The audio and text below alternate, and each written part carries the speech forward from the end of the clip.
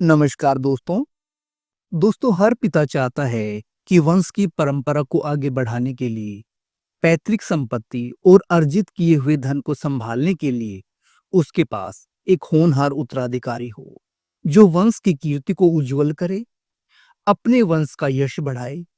इसीलिए ही पुत्र को भविष्य की आशा माना जाता है। और अगर वही पुत्र पिता की संपत्ति को नष्ट कर दे या पिता के धन का दुरुपयोग करे, तो वो पिता यही शिकायत करता हुआ मिलेगा कि संतान की शोक और उसकी पढ़ाई, उसकी परवरिश पर अत्यधिक खर्च करना पड़ा। पुत्र बुरी संगत या नशे का शिकार हो गया था और धन डूब गया। परिवार की संपत्ति बेटों ने मिलकर बांट ली और नष्ट कर दी। पुत्र की जिद के कारण पिता को कर्ज लेना पड़ा। इस प्रकार पिता जीवन भर कमाई करता है, परंतु उसकी मेहनत को, उसके परिश्रम को उसकी ही संतान नष्ट कर देती है। तो क्या ये सिर्फ एक संयोग है या फिर निश्चित घटने वाली घटना? ये आपको एस्ट्रोलॉजी बताएगी। एस्ट्रोलॉजी जीवन के विभिन्न पहलुओं को गहराई से समझने की विद्या भी है। आइए वीडियो शुरू करते हैं और समझते हैं कि किन ग्रहों और भावों की स्थिति पुत्र द्वारा धन नाश के योग को जन्म देती है। कुंडली में पंचम भाव का संबंध सीधे संतान से है। वैसे तो ये भाव संतान, शिक्षा, बुद्धि और सृजनशीलता को भी दर्शाता है। यदि ये पंचम भाव अशुभ ग्रहों के प्रभाव में हो, संतान पिता की कमाई या संपत्ति का दुरुपयोग कर सकती है। यदि पंचम भाव या पंचम भाव का स्वामी ग्रह पाप ग्रहों से पीड़ित हो या राहु, केतु, शनि, मंगल जैसे ग्रह पंचम भाव को प्रभावित करे, तो पुत्र धन नाशक योग घटित होता है। ये है कुंडली का नवम भाव। इसे पिता का भाव भी कहा जाता है।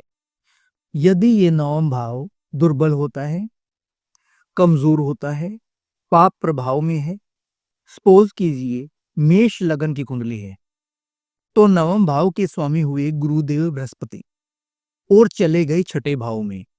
ये त्रिक भाव है जो शुभ ग्रहों के लिए अच्छा नहीं माना जाता। और पंचम भाव में राहु देव आकर बैठ गए। राहु की पंचम नीच की दृष्टि नवम भाव पर है।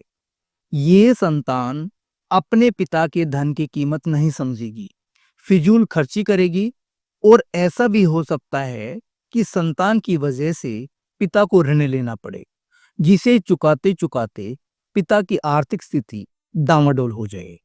विशेषकर एक बात का और भी ध्यान रखना है, जब पंचम भाव का स्वामी और नवम भाव का स्वामी आपस में सदाष्टक, छठे या आठवें द्वेष भाव में हो, तब भी पिता पुत्र के संबंध बिगड़ते हैं और धन संपत्ति की बर्बादी देखने को मिलती है। देखिए, पंचम भाव में शनि हो या फिर राहु हो या ये दोनों ग्रह यहां इकट्ठे बैठे हों, फिर तो कहना ही क्या है। और द्वितीय भाव पर पाप प्रभाव हो, तो ऐसी संतान वैष्णव में धन को नष्ट करेगी। अगर फिफ्थ हाउस लॉर्ड पंचम भाव का स्वामी पंचमेश कुंडली के अष्टम भाव में हो या द्वादश भाव में हो, संतान अचानक हानि और व्यय का कारण बनती है। अगर पंचम भाव में केतु हो तो संतान को पिता से अलग कर देता है। ऐसी संतान पिता की इच्छाओं के विपरीत जाकर धन का नाश करती है। कुंडली में नवमेश और पंचमेश को ध्यान से देखें। अगर इनका संबंध छठे या आठवें भाव से बन रहा हो, तो पिता और पुत्र के संबंध खराब होंगे, संपत्ति विवाद होगा और धन की हानि होना तय है। सेकंड हाउस, धन का भाव। इस द्वितीय भाव में पंचमेश चला गया और उस पर राहु या केतु की दृष्टि पड़ गई, तो ऐसी संतान पारिवारिक धन को उड़ा देती है।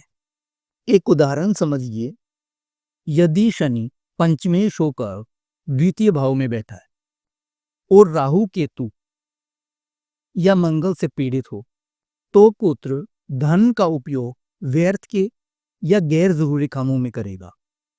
वहीं यदि शुक्र या चंद्र इन दोनों शुभ ग्रहों में से कोई भी ग्रह पंचमेश होकर द्वितीय भाव में बैठता है और वो अशुभ प्रभाव में होता है, तो ऐसा पुत्र ऐशो आराम या वैष्णव में धन को नष्ट करेगा।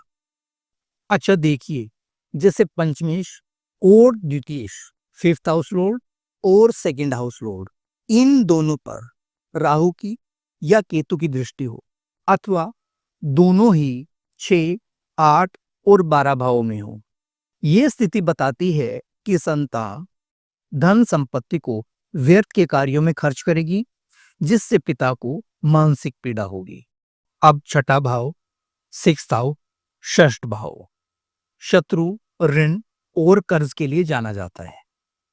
यदि पंचम भाव का स्वामी पंचमेश षष्ठ भाव में बैठा हो और सिक्स्थ हाउस लॉर्ड षष्ठेश पंचम भाव को देख रहा हो, तो यहां पर सिचुएशन ये बनती है कि पुत्र के कारण पिता को कर्ज उठाना पड़ सकता है, जिससे पिता का जीवन संघर्षमय हो जाता है।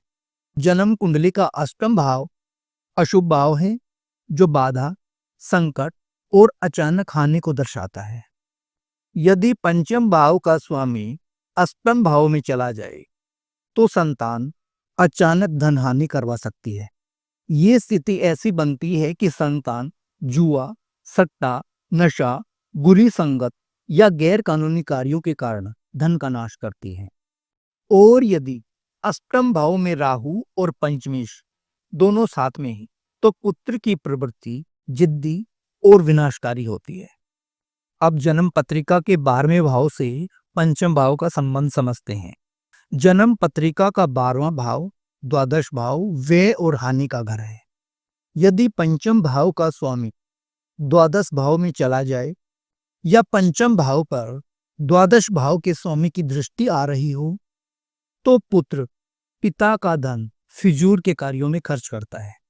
ये स्थिति बनती है कि संतान भौतिक सुखों, विदेश में विलासिता या व्यसन पर पिता की कमाई खर्च कर सकती है। कुंडली में पुत्र द्वारा धन नाश होने का योग तब बनता है जब पंचम भाव और उससे संबंधित ग्रह अशुभ प्रभाव में। अगर पंचम भाव में राहु बैठा है, तो संतान पिता की संपत्ति को नष्ट करने की प्रवृत्ति रखती है। ये संतान अक्सर भटकाव, नशा या अनैतिक कार्यों में पड़कर पिता को आर्थिक हानि देती है। शनि पंचम भाव में है या पंचमेश को पीड़ित करता है, तो संतान पिता की अवहेलना करती है, मेहनत से कमाए गए पिता के धन को महत्व नहीं देती, उसका अपव्यय करती है। मंगल की कठोर दृष्टि 8वीं संतान को आक्रामक और व्ययशील बनाती है। ऐसे में संतान जिद और गुस्से में आकर धन का गलत उपयोग करती है। दोस्तों, आपका दिल से धन्यवाद। आपने ये वीडियो अंत तक देखा और सुना। अगर आपको वीडियो पसंद आया हो, तो प्लीज वीडियो को लाइक करें, चैनल को सब्सक्राइब करना न भूलें। आपका साथ ही हमारी सबसे बड़ी ताकत है। देन गुड बाय, मिलते हैं अगली वीडियो में।